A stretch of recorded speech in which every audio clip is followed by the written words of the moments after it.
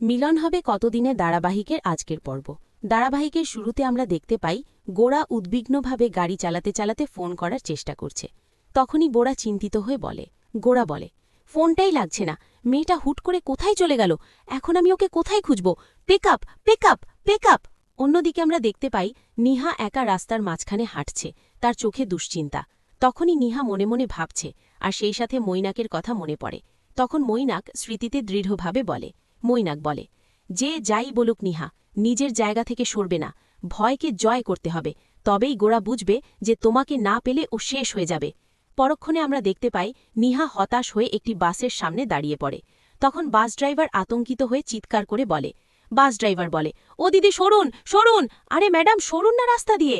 তখনই শেষ মুহূর্তে নিহা ভয় পেয়ে রাস্তার উপর বসে পড়ে, আর ঠিক তখনই গোরা দৌড়ে এসে তাকে বাঁচায়। অন্যদিকে আমরা দেখতে পাই হৈমন্তীর বাড়িতে বাবলু তার লোকজন নিয়ে এসে চারপাশ দিকে পরিকল্পনা করছে। তখন বাবলু কঠোরভাবে বলে, বাবলু বলে, পিছনে একটা বড় বাগান আছে, এই পুরো বাগানটা কেটে তারপর বাড়িটা ভাঙতে হবে 7 দিনের মধ্যে। তখন হৈমন্তী ক্ষুব্ধ হয়ে বলে, হৈমন্তী বলে, এটা কি বলছেন আপনারা, এটা আমাদের বাড়ি। পরক্ষণে সরলা বিভ্রান্ত হয়ে বলে, কিছু একটা ভুল হচ্ছে, আপনারা বোধহয় ভুল জায়গায় ঢুকে পড়েছেন। তখন বাবলু ঠান্ডা গলায় বলে, এই বাড়ি এখন আমাদের, ম্যাডাম এই বাড়ি কিনে নিয়েছেন। তখন সরলার স্বামী ক্ষোভ নিয়ে বলেন, এটা আমাদের পৈতৃক ভিটে, আমরা কেন ছাড়ব।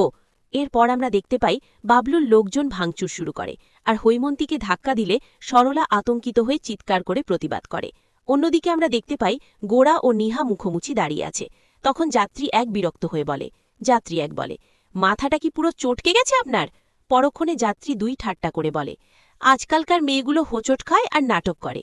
তখন মহিলা যাত্রী বিরক্তি নিয়ে বলে, মহিলা যাত্রী বলে, আমি তো দেখছি ইচ্ছে করে গাড়ির সামনে যাচ্ছিল। এরপর বাস চলে গেলে নিহার রাগে কাঁপতে কাঁপতে বলে, how can you be so ruthless Gora. তখন গোরা ঠান্ডা কিন্তু বিরক্ত হয়ে বলে, এলাম কারণ আমি জানতাম এটা তোমার নাটক। পরক্ষণে নিহা কষ্ট পেয়ে বলে, ভয় করছিল আমার, সুইসাইড করা কি এত সহজ।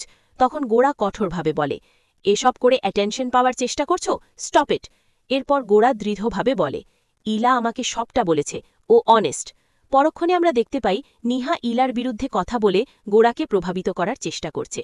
তখনই গোরার মনে পুরনো স্মৃতি ভেসে ওঠে, যেখানে নিহা যত্ন করে তার সেবা করছে। এই স্মৃতিতে গোরার মন কিছুটা নরম হয়ে আসে। অন্যদিকে আমরা দেখতে পাই বাবলু দলিল বের করে দেখায়। তখন মৈনাক অবাক হয়ে বলে, মৈনাক বলে, দলিল আর সই তো ঠিকই আছে, মানে লিগালি বাড়িটা বিক্রি হয়ে গেছে। তখন হৈমন্তী ভেঙে পড়ে কাঁদতে কাঁদতে বলে, আমি বাড়ি বিক্রি করিনি, আমি শুধু বন্ধক দিয়েছিলাম নীরা আর এলার বিয়ের জন্য।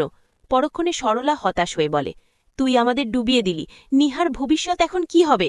শেষে আমরা দেখতে পাই পুরো পরিবার অসহায় হয়ে পড়ে, আর সবাই দুশ্চিন্তা ও অনিশ্চয়তার মধ্যে ডুবে যায়। এই ছিল মিলন হবে কতদিনে ধারাবাহিকের আজকের পর্ব। ভিডিওটি ভালো লেগে থাকলে লাইক কমেন্ট শেয়ার করবেন, আর পরবর্তী পর্ব সবার আগে পেতে চ্যানেলটি সাবস্ক্রাইব করে রাখুন। ধন্যবাদ।